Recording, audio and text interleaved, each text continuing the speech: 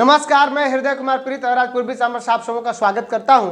और आज मैं हाजिर हूं लेकर के बिहार जाति आधारित गणना से संबंधित बहुत सारे आपके मन में जो प्रश्न उठ रहे होंगे उन्हीं को लेकर के, वो बिहार वासियों के लिए है, बिहार से बाहर रहने वाले अस्थायी प्रवासी या स्थायी प्रवासियों के लिए है, या जो अभी प्रगणक हैं उनके लिए है, जो पर्यवेक्षक है उनके लिए है, जो डाटा एंट्री ऑपरेटर है उनके लिए भी है ये वीडियो। तो बने रहिए मेरे इस वीडियो पे। अगर अभी तक आप मेरे चैनल को सब्सक्राइब नहीं किए, अगर आप मेरे चैनल पे नए हैं तो प्लीज़ मेरे चैनल को सब्सक्राइब कीजिए, लाइक शेयर कमेंट कीजिए और बेल आइकन जरूर दबाइए, चूंकि दूसरा जो वीडियो बने उसका नोटिफिकेशन आपको मिल सके। तो मैं आपको बता दूं कि अस्थायी प्रवासी कौन, अस्थायी प्रवासी कौन। कोई बच्चा अगर प्रथम चरण में जो जन्म नहीं लिया, द्वितीय चरण अभी शुरू होने जा रहा है और जन्म लिया तो उसकी गिनती कैसे। उसके बाद अगर गणना के दिन कोई व्यक्ति अपने घर पर नहीं रहता है तो उसकी गिनती कैसे। एक जो अभी गणना प्रपत्र है उसमें सिर्फ 15 सदस्यों की ही एंट्री होगी, तो अगर 15 सदस्य अधिक आपके परिवार में है तो उसकी एंट्री के लिए क्या करना होगा। साथ ही पोर्टल पर सुधार कैसे होगा और गणना प्रपत्र कहां से प्राप्त होगा, मोबाइल और पासवर्ड हम कैसे एंट्री करेंगे, परिवार का अर्थ क्या है, अगर नया भवन बन गया है तो क्या होगा। इन सारी बातों की जानकारी के लिए बने रहिए मेरे इस वीडियो पर और अंत तक देखिए। तो चलिए, अभी जो प्रथम चरण का जो जातीय गणना का जो प्रथम चरण है वो समाप्त हो चुका है और द्वितीय चरण आपको 15/4/2023 से 15/5/2023 तक होना सुनिश्चित है। अब मैं आपको बता दूं कि चार्ज स्तर पर, यानी जिला स्तर पर के जो जिला के मुख्य गणना पदाधिकारी है वो कौन है, जिला पदाधिकारी महोदय, और चार्ज स्तर पर जो चार्ज अधिकारी हैं वो हमारे प्रखंड विकास पदाधिकारी महोदय हैं। तो चार्ज स्तर पर सभी चार्ज स्तर के पदाधिकारियों के द्वारा जो डाटा एंट्री ऑपरेटर हैं वे लगे हुए हैं और ये जो संक्षिप्त मकान सूची है जिसमें कि भवन संख्या, मकान संख्या, परिवार की संख्या, परिवार में सदस्यों की संख्या, उनकी क्रम संख्या, इन सारी चीज़ों को वे बिहार जाति आधारित गणना के पोर्टल पे अपलोड कर रहे हैं। अब बात आ रही है कि अगर अपलोडिंग के समय कहीं उनसे त्रुटि हो जाती है तो फिर पोर्टल पर सुधार कैसे होगा। तो उसके लिए जब वे प्रविष्टि पूर्ण रूप से कर लेंगे तो हमारे जो डाटा एंट्री ऑपरेटर है उनको PDF प्रीव्यू मोड में देखना होगा, PDF प्रीव्यू मोड में पहले रखना होगा, यानी उसको प्रिंट आउट हार्ड कॉपी नहीं करना होगा जो उन्होंने प्रविष्टि किया है, जो अपलोड किया है। PDF प्रीव्यू मोड में वो क्या करेंगे कि बिहार जाति आधारित गणना का जो संक्षिप्त मकान सूची का जो प्रपत्र है, जो बुकलेट है, उसमें जो अंकित किए गए हैं जो हमारे प्रगणक के द्वारा, और हमारे जो डाटा एंट्री ऑपरेटर जो अभी पोर्टल पे अपलोड कर रहे हैं उसके PDF प्रीव्यू में क्या करेंगे कि मिलान कर लेंगे। अगर ठीक है तो कोई दिक्कत नहीं है तो उसका हार्ड कॉपी निकालेंगे, अगर सही नहीं है, कहीं त्रुटि है, सुधार की जरूरत है तो सुधार करेंगे, फिर उसका क्या करेंगे, उसका हार्ड कॉपी प्रिंट आउट कर लेंगे और प्रिंट आउट करके क्या करेंगे कि उसके नीचे अपना नाम, हमारे जो डाटा एंट्री ऑपरेटर है वो अपना नाम लिखेंगे,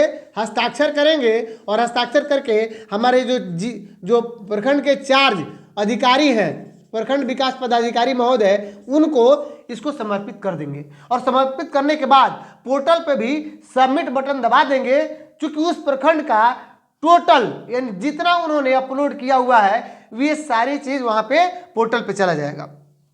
अब बात आती है कि चार्ज अधिकारी को अब क्या मिल जाएगा, इनका जो संक्षिप्त मकान सूची का जो बुकलेट है वो भी मिल जाएगा, और दूसरा चीज संक्षिप्त मकान सूची का बुकलेट, और दूसरा पोर्टल पे ही अपलोड हो गया, पोर्टल पे अपलोड हो गया, और तीसरा चीज क्या मिला है कि पोर्टल पर जो अपलोड हुआ उसकी हार्ड कॉपी मिल गई है।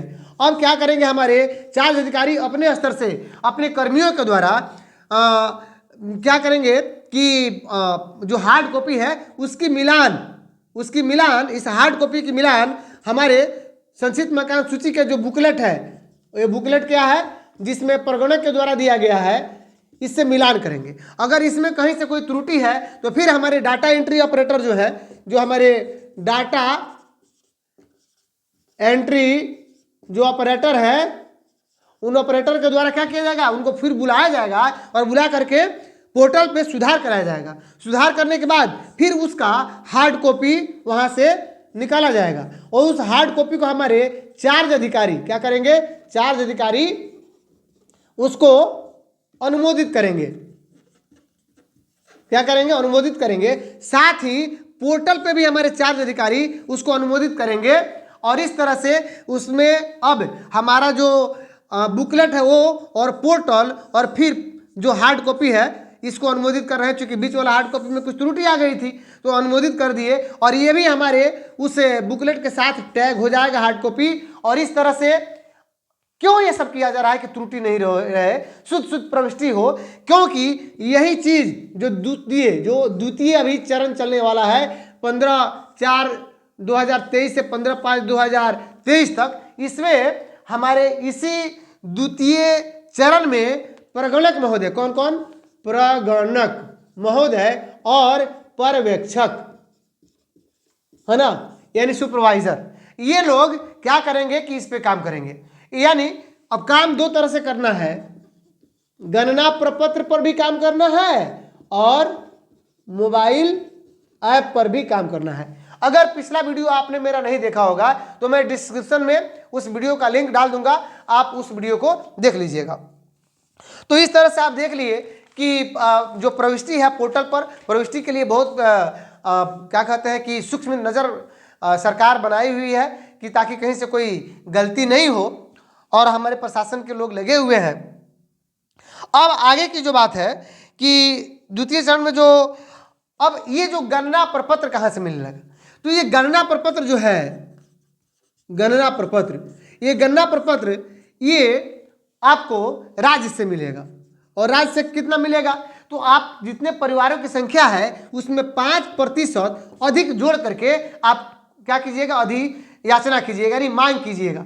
यानी हमारे जिला पदाधिकारी क्या करेंगे कि राज्य में मांग करेंगे, जिला में जितने परिवार की संख्या उसमें 5% अधिक जोड़ करके अधियाचना करेंगे। इस अधियाचना के फलस्वरूप जिला से हमें 5% अधिक मिल जाएगा। जिला का कोई व्यक्ति जाएंगे जिनके साथ सिक्योरिटी गार्ड रहेगा और वहां से हमारा टोटल गणना प्रपत्र चला आएगा कहाँ पे, जिला में, क्योंकि जिला वाइज वहां से वितरण होगा और ये तब तक सुरक्षित रखा जाएगा जब तक कि जिला से हमारे चार्ज अधिकारी को, जब तक कि जिला से हमारे किनको, चार्ज अधिकारी को सुपुर्द नहीं किया जा सके। तो ये हो गई कि बात कि कहाँ से हमें प्राप्त होगा और चार्ज अधिकारी को हम सुपुर्द कर देंगे। उसके बाद मैं आपको बता दूं कि गणना प्रपत्र पर क्रमांक मुद्रित रहेगा। गणना प्रपत्र पर जो क्रमांक, ये कॉर्नर पे क्रमांक मुद्रित रहेगा, साथ में वहां पे बार कोड भी बना हुआ है। यानी ये गणना प्रपत्र का जो क्रमांक और बार कोड बना हुआ है तो हमारे स्पेशल प्रगणकों के लिए और पर्यवेक्षकों के लिए ये कहा गया है कि कहीं से इसको मोड़ने की जरूरत नहीं है। गणना प्रपत्र मोड़ने की जरूरत नहीं है। अगर मुड़िएगा तो चूंकि बार कोड कंप्यूटर रीड करेगा, अगर बार कोड पर कुछ लिखा गया, कहीं मुड़ गया तो कंप्यूटर सही से उसको रीड नहीं कर पाएगा, उसको उसकी स्कैनिंग होनी है। तो इसलिए हम गणना प्रपत्र को बहुत ही सुरक्षित ढंग से रखेंगे। और मैं आपको बता दूं कि ये सब गणना प्रपत्र राज्य स्तर पर सचिवालय से मिलेगा।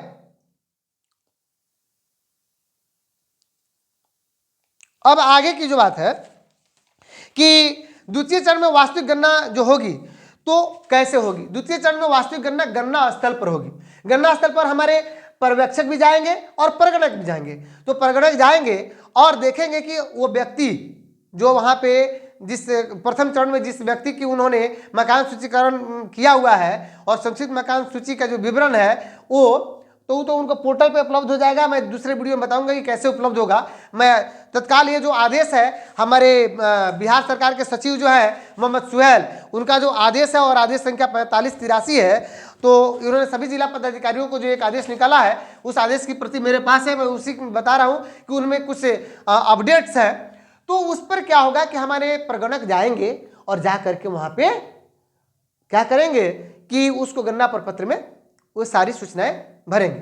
अब वहां देखना है कि अगर कोई व्यक्ति अगर जा रहे हैं और वहां पे उपस्थित नहीं है, जिस दिन हम भ्रमण करने गए कोई अगर नहीं है तो उसकी हम प्रविष्टि के लिए फिर दूसरे दिन हमको भ्रमण करने आना होगा। मान लीजिए एक परिवार में 8 सदस्य हैं, हो सकता है कि उस दिन 7 ही सदस्य हों, एक व्यक्ति नहीं है तो उसके लिए फिर हमें दूसरे दिन आना होगा भ्रमण करने के लिए।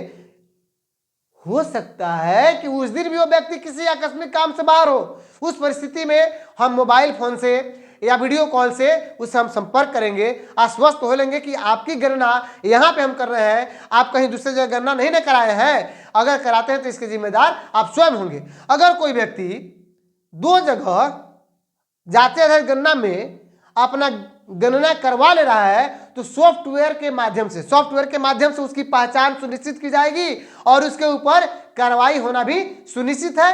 ऐसा कहा गया है कि अगर कोई व्यक्ति दो जगह कराता है तो उसके ऊपर कार्रवाई भी होना सुनिश्चित है। तो ये सारी बातें हैं। अब बात आ रही है कि प्रवासी कौन, प्रवासी और अस्थायी प्रवासी। प्रवासी का मतलब है, देखिए बात ये हो रही है कि प्रवासी और अस्थायी प्रवासी और अस्थायी प्रवासी कौन। तो देखिए प्रवासी का मतलब जो अपना गांव घर छोड़ करके चला गया है, जो बिहार का ही अस्थायी निवासी है। अब बात ये हो रही है कि अस्थायी प्रवासी और अस्थायी प्रवासी दोनों में क्या अंतर है। अब देखिए कोई व्यक्ति ऐसा भी है कि यहाँ पे अस्थायी प्रवासी का मतलब यह है कि कोई व्यक्ति 6 महीने या उससे अधिक बिहार से बाहर रह रहा है या बिहार में ही अपने घर से दूसरे जिले में रह रहा है और वो साल में एक बार जरूर अपने घर पे आता है, या बिहार से बाहर है साल में एक बार जरूर अपने घर पर आता है, तो उसको हम अस्थायी प्रवासी कहेंगे। क्या कहेंगे? अस्थायी प्रवासी। लेकिन कोई व्यक्ति 6 महीना या 1 साल से अधिक समय पर भी वो घर पर नहीं आता है, वह दूसरे जगह जाकर के बस गया है, तो वह अस्थायी प्रवासी है। अब बात आ रही है कि ऐसा भी हो सकता है कि कोई व्यक्ति 1 साल अपने घर नहीं आया या 2 साल अपने घर नहीं आया, लेकिन वह क्या है, बिजनेस पर्पस से या एजुकेशन पर्पस से वो बाहर है, 2 साल 3 साल के लिए बिहार से बाहर है या दूसरे देश में है, वो चला गया है। आप यूक्रेन में अभी युद्ध हुआ था, वहाँ पे मेडिकल की तैयारी करने के लिए बच्चे जाते हैं, वहाँ वो चला गया है। उस परिस्थिति में उसकी गिनती हम यहाँ करेंगे यदि उसके माता पिता या कोई बिजनेसमैन है तो उसके माता पिता बेटा बेटी पत्नी अगर यहाँ पे रहते हैं तो उसको भी अस्थायी प्रवासी कहा जाएगा और उस परिस्थिति में उसकी गिनती होगी। अगर कोई व्यक्ति प्रथम चरण में अपने घर पर था और अभी द्वितीय चरण शुरू होने जा रहा है, वो पूर्णतः यहाँ से निकल करके दूसरे जगह अस्थायी रूप से बस चुका है, तो उसकी एंट्री हम इसमें नहीं करेंगे। ऐसा भी हो सकता है कि पहले चरण में हमने जिस भवन का हमने नामकरण किया था, उसका सूचीकरण किया था, तो उसके जस्ट बगल में खाली खेत था, अब नया भवन बन गया है। उस परिस्थिति में क्या होगा, तो उस परिस्थिति में नए भवन जो बने हुए हैं उसकी भी एंट्री होगी, बशर्ते कि वो जो व्यक्ति हैं उनकी छानबीन की जानी चाहिए कि पहले उनकी एंट्री कहाँ हुई थी, उन्होंने पहले अपना कहाँ लिखवाया था, और इसकी जानकारी हमारे चार्ज अधिकारी को दी जानी चाहिए। दूसरी बात कि हो सकता है कि वो व्यक्ति किसी दूसरे के भवन में आकर के रह रहे हैं, तो यही लागू होता है कि उनसे पहले पूछताछ की जाएगी कि आप इसके पहले कहाँ थे अस्थायी रूप से, और इसको सुनिश्चित किया जाएगा। हमारे चार्ज अधिकारी को भी इसके बारे में बताया जाएगा। यानी कोई परिवार 1 वर्ष से अधिक समय से गणना क्षेत्र से बाहर लगातार रह रहा है, 1 वर्ष से अधिक गणना क्षेत्र से बाहर। गणना क्षेत्र का मतलब हुआ कि आपका जो ईबी है, गणना क्षेत्र से बाहर अगर लगातार रह रहा है तो अस्थायी प्रवासी है, उसकी गिनती नहीं होगी। लेकिन अगर 1 साल में आता है तो अस्थायी प्रवासी है। अगर लगातार रह रहा है लेकिन बिजनेस में है, एजुकेशन में है, तो उसकी भी गिनती होगी। अब बात आ रही है कि गणना प्रपत्र में 15 सदस्य की ही उसमें एंट्री होगी। गणना सदस्य में कितने सदस्यों की एंट्री होगी?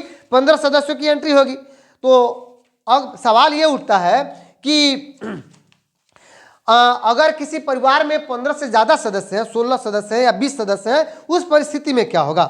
तो उस परिस्थिति में चूंकि हर परिवार के लिए एक गणना प्रपत्र है और उस गणना प्रपत्र का एक अलग सीरियल नंबर रहेगा, उस पर बार कोड रहेगा, तो अगर उस परिवार में 18 या 20 सदस्य हैं, उसके लिए हमारे जिला पदाधिकारी के द्वारा क्या किया जाएगा, कंटिन्यूड सीट, उस गणना प्रपत्र के कंटिन्यूड सीट का उपयोग किया जाएगा और उसके लिए जिला पदाधिकारी महोदय समीक्षा करेंगे और समीक्षा के उपरांत हमारे चार्ज अधिकारी को निर्गत करेंगे कंटिन्यूड सीट, क्योंकि उस परिवार में सदस्यों की संख्या 15 से अधिक है।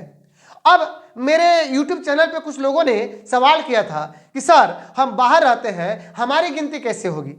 तो मैंने अभी बताया, अगर आप बाहर रहते हैं तो आपकी गिनती मोबाइल फोन से आप लीजिए, अपने पड़ोसियों से, उस जो अभी गणना करने आ रहे हैं उनका नंबर लीजिए। साल में अगर एक बार आते हैं, 2 बार आते हैं तो आपकी गिनती जरूर 100% यहाँ पे होगी। आपका मकान है या आपके परिवार के लोग हैं, अगर पूर्णतः आपके परिवार के लोग आपके साथ हैं लेकिन साल में 1 या 2 बार आते हैं तभी आपकी गिनती होगी और आप मोबाइल फोन से अपनी गिनती एंट्री करा सकते हैं उसमें। अब बात आ रही है कि किसी भवन या मकान के अधीन कोई व्यक्ति, पहले उस मकान पर और भवन पर नंबर दिया गया था, अब वो खाली हो चुका है। जब खाली हो चुका है तो उस भवन या मकान की गिनती नहीं की जाएगी। ऐसा भी है कि कोई 60 साल या 70 साल या 80 साल के जो बूढ़े थे, अब उन पहले थे सदस्य की संख्या उसमें 9 थी, लेकिन इस 3 महीने के अंदर उनकी मृत्यु हो गई, अब सदस्य की संख्या 8 हो गई है, तो जिनकी मृत्यु हुई है उनकी गिनती नहीं होगी। ऐसा भी है कि उस 3 माह पहले कोई लेडी प्रेग्नेंट थी और अब उनको एक बच्चा हो गया है, जो 3 माह पहले उस बच्चे का कोई अता पता नहीं था, तो उसकी भी गिनती हमारे इस द्वितीय चरण में उसकी की जाएगी। हो सकता है कि उस परिवार में सदस्य की संख्या 10 थी, लेकिन बच्चे के जन्म के बाद सदस्य की संख्या अब 11 हो जाएगी, तो इसलिए उस बच्चे की भी गिनती की जाएगी। अब बात आ रही है कि ऐसा संभव है कि मैंने कहा था कि बार कोड वगैरह ये सब, हाँ, अब जो गणना प्रपत्र होगा, जो गणना प्रपत्र होगा उस प्रपत्र पर देवनागरी भाषा, किस भाषा में, देवनागरी भाषा का प्रयोग किया जाएगा गणना प्रपत्र में एंट्री के लिए। अब दूसरी चीज कि अरबी अंकों का प्रयोग जो मैंने पहले बताया था, 1, 2, 3, 4, 5, 6, 7, 8 और 9 को मोड़ेंगे नहीं, 4 को हम क्या करेंगे, ऐसे लिख करके ऐसे नहीं काटेंगे, 2 को ऐसे नहीं लिखेंगे। इन सारी बातों का हम ख्याल रखेंगे। साथ में मैं आपको बता दूं कि जो हमारे खंड बने रहेंगे कोड के लिए, ये कोड के लिए अगर मान लीजिए हमको लिखना है 12, तो हम ऐसे लिखेंगे 1 और 2, यानी 12 अगर कोड है तो ध्यान रहे कि जो लिख रहे हैं वह इस खाने में चारों जो कोण है उसमें कहीं से भी ये संख्या सटना नहीं चाहिए, है ना, एकदम बीचों बीच में लिखा रहना चाहिए, ताकि यहाँ देख रहे हैं ना, ये बीचों बीच में, यहाँ पे देख लीजिए ये बीचों बीच में होना चाहिए, ताकि ये हमारे कंप्यूटर स्कैन करेगा और स्कैनिंग के उपरांत ठीक ठाक हमारा कंप्यूटर उस आंकड़ों को पढ़ सके। अब बात आ रही है कि बार कोड पर कोई कुछ नहीं लिखेंगे, क्योंकि बार कोड रीडर द्वारा इसे पढ़ा जाएगा। बार कोड को, कोड के लिए निर्देशिका मैं आपको बताऊंगा। इसके पहले मैं बता चुका हूं कि 17 तरह के प्रश्न पूछे जाएंगे, जिसमें कॉलम नंबर 8, कॉलम नंबर गणना प्रपत्र के कॉलम नंबर 8 और कॉलम नंबर 9, इसमें है जाति। अब जाति की जो बात है मैं बताऊंगा कि कितनी जातियों के बारे में कोड दिया गया है, और कॉलम नंबर 9 जो है वो शैक्षणिक जो स्थिति है उसके बारे में भी कोड दिया गया है। 53 तरह के कोड हैं। इन सारी कोडों की जानकारी मेरे दूसरे वीडियो में मिलेगी आप सबों को, तो इसलिए कोड को सही ढंग से हम उसमें लिखेंगे और कोड निर्देशिका दिया जाएगा हमारे सभी प्रगणकों को। हाँ, अब इस बीच मान लीजिए कि किसी हमारे प्रगणक की तबीयत खराब हो जाती है, या कोई प्रगणक कहता है कि हम यहाँ काम नहीं करेंगे, दूसरे जगह काम करेंगे, तो याद रहे, सनद रहे कि जिस ईबी में जो प्रगणक काम किए हैं वही प्रगणक द्वितीय चरण में भी काम करेंगे, बशर्ते कि कोई आकस्मिक उनके साथ कोई घटना न घट गई हो, कोई मेडिकल में की स्थिति में तो नहीं है, यानी स्वास्थ्य कारण से। तो अगर मेडिकल में स्वास्थ्य कारण से आकस्मिक घटना के कारण, या हो सकता है कोई जेल चला गया हो किसी कारणवश, तो इस परिस्थिति में हमारे चार्ज अधिकारी जिला पदाधिकारी से क्या करेंगे, अनुमति लेंगे और उसकी स्वीकृति लेंगे, और स्वीकृति के बाद ही हमारे प्रगणक या पर्यवेक्षक को बदला जाएगा। नहीं तो जो प्रगणक और पर्यवेक्षक जो पहले काम किए हुए हैं वही प्रगणक और पर्यवेक्षक बाद में भी उसी अपना ईबी में काम करेंगे। अब बात आ रही है कि ये जो एप्लीकेशन है, ये जो मोबाइल ऐप की जो बात हो रही है, कौन सी ऐप की बात की जा रही है? Mobile app. तो जो मोबाइल ऐप है, ये मोबाइल ऐप आपको कहाँ? प्ले स्टोर से डाउनलोड किया जाएगा। अभी उस पर काम चल रहा है और प्ले स्टोर से जब डाउनलोड किया जाएगा तो उस मोबाइल ऐप का नाम है BIJAGA, बीजागा, यानी बिहार जाति आधारित गणना ऐप। क्या है? BIJAGA, बीजागा, बिहार, BI से बिहार जाति आधारित गणना ऐप। तो ये बिहार जाति आधारित गणना ऐप है, तो इसको हम अपलोड करेंगे, यानी डाउनलोड करेंगे, और डाउनलोड करने के बाद स्पेशल मोबाइल नंबर, आप सभी के प्रगणक और पर्यवेक्षकों के नंबर पे मोबाइल नंबर और आपका पासवर्ड आपको मिल गया होगा। क्या मिल गया होगा? पासवर्ड मिल गया होगा। तो हम क्या करेंगे कि हम उसको डाउनलोड करने के बाद उसमें मोबाइल नंबर एंट्री करेंगे और पासवर्ड डालेंगे। हमारे पास क्या करेंगे, और एक OTP मिलेगा, तो हम पुराने पासवर्ड को नहीं रखेंगे, है ना, पुराने पासवर्ड को चेंज करेंगे। OTP आएगा, OTP से हम क्या करेंगे, अपना पासवर्ड क्या करेंगे, चेंज कर लेंगे।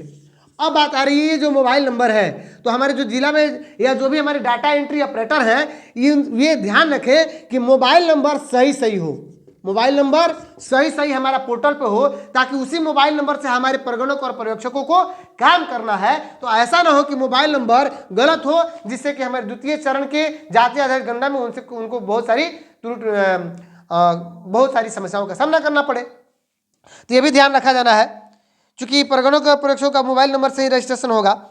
प्रथम बार ऐप में मोबाइल नंबर से लॉगिन कर OTP प्राप्त होगा, जिससे प्रथम बार लॉगिन किया जाएगा और पासवर्ड बदल लिया जाएगा, जो अभी मैं बात कर रहा था। अब बात आ रही है कि हमारे प्रगणक काम करेंगे मोबाइल ऐप पर। कौन सा? मोबाइल ऐप पर। हमारे पर्यवेक्षक भी काम करेंगे मोबाइल ऐप पर।